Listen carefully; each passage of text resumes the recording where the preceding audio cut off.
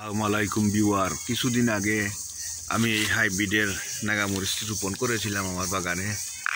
এখন প্রচুর নাগামরিচ ধরছে, কিন্তু এই নাগামরিচটা এখনো খাই নাই।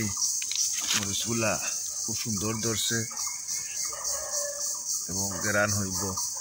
আর শিলের সময় শিল দিছিল, আর প্রচুর গাছের একটু ক্ষতি হয়েছে। ফুল ধরছে, মোটামুটি প্রচুর নাগামরিচ ধরছে।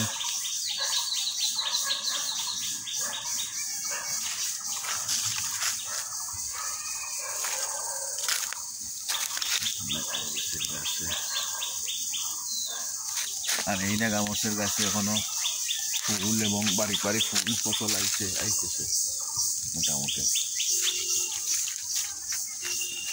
নাগামরিচের।